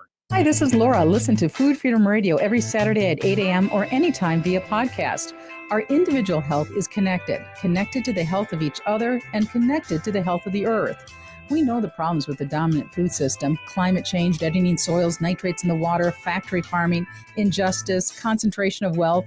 How do we both as individuals and as a community step up and support a living food system which honors the earth? Tune to Food Freedom Radio every Saturday at 8 a.m. and remember to support your independent farmers. Hi, I'm Philip Anthony, host of the Downright Upright Show, airing right here on AM 950 radio, Saturdays at 5 p.m. Join me as I dive into captivating conversations with people from all walks of life. As a proud member of the LGBTQ community, I celebrate diversity and beyond with unique stories that make us fantabulous. Please join me every Saturday at 5 p.m. or wherever you listen to podcasts. Would you let animals pick your insurance? Do you really need to experience mayhem to get the best rates? Or how about a celebrity quarterback or fake university saving you money? There's a lot of marketing stunts when it comes to insurance, but what you really need is someone looking out for you. Call Array Insurance, and they will work hard to find you the best insurance coverage and rates. So avoid gimmicks and call Cheryl at Array, 763-504-3067 or arrayinsurance.com. Array Insurance, working hard for you. Tune in this Saturday morning right here on AM 950 for the Gardening with Joy and Holly radio show from 7 to 8 a.m. We'll be discussing mulch and ground cover, as well as the reality of backyard gardening. Our guest is garden nerd and author Christy Wilhelming, and we'll answer your garden questions. That's all this Saturday morning from 7 to 8 a.m. right here on AM 950. Tell a friend and let's grow together. End-of-life decisions are not easy to make. Hi, I'm Mary T. of Mary T. Hospice Care. It's important to make sure that this difficult time is meaningful and comforting to you and your loved ones. Our hospice team provides an individualized program of physical, emotional, spiritual, and practical care so your loved one is comfortable and not in pain. At Mary T. Hospice, we understand that choosing the right hospice care provider can be overwhelming, but we're here to assist you. Learn more today at marytinc.com. It is the Matt McNeil Show. 952-946-6205, 952-946-6205. While answering questions at the town hall, Angie Craig reportedly mentioned a bill she co-authored to stop cuts to Medicaid and supplemental nutrition assistance program in the next federal budget. The legislation, Craig noted, is sponsored by Democrats that are self-styled moderates who has at time upset liberal voters. She's upset Democratic voters. The Min Post is trying hard to make it seem like anyone that's upset with Angie Craig is a super lib. No, I'm a moderate Democrat. I'm middle of the road. Well, not moderate. I'm middle of the road. I'm an Al Gore Democrat, and I'm not happy with Angie Craig, as you've heard. She says she's one of Congress's most bipartisan members and no stranger to reaching out across the aisle. How's that going, by the way? However, she has gained no traction in getting a House Republican who hold a narrow majority to sign under a bill protecting Medicaid and SNAP from potentially massive spending reductions. My Republican colleagues in Congress are letting this administration power go completely unchecked. Wait a second, Ange? Ange? Wasn't this your whole big deal, Ange? That they'll work with you? That they're your buddies on the other side of the aisle? I said at the end of the last hour, I'm not for any damn Democrat who's sitting there saying, well, you know, as long as they only cut 20% of SNAP benefits, I'm working with them. I made it better. No, there are lines in the frickin' sand. And call me wacky freaking crazy. If you're a Democrat and it's harder for you to work with other Democrats than it is with Republicans, you're not a Democrat. You're a Republican. And you need to go, or at least become an independent, because you shouldn't be fighting your own party constantly, like Angie Craig seems to be. It seems to be that the idea of just even a traditional moderate Democratic platform is a bridge too far, and she scampers over to the Republicans and says, hey, can I sit at your lunch table with you? And they're like, no, please, no. All right, I'll be over here if you let me sit over by you. That's not leadership. That's not leadership. And this whole, well, I'm going to protect Medicaid and SNAP. I'm sorry, you moderate damn Democrats are the ones who are saying, well, if they only cut it by 25%, I'm tired of this crap. I want Democrats who are Democrats, and I want Democrats who are only Democrats when they see, oh, the winds change direction. Oh, things are getting more traditional. Hey guys, remember, I'm a Democrat. No, here she is once again proudly talking about how she's out there. She's going to be doing a series of town halls in the 4 Republican districts. We need to pay attention to exactly what she says there. Because if she spends all of her time there talking about how she's so proud to work with Republicans, there's not a chance in hell I'm going to vote for her in any primary, period. Native Roots Radio is up next. We're back tomorrow. Until then, see ya. Hey, this is John Parker with the Gailey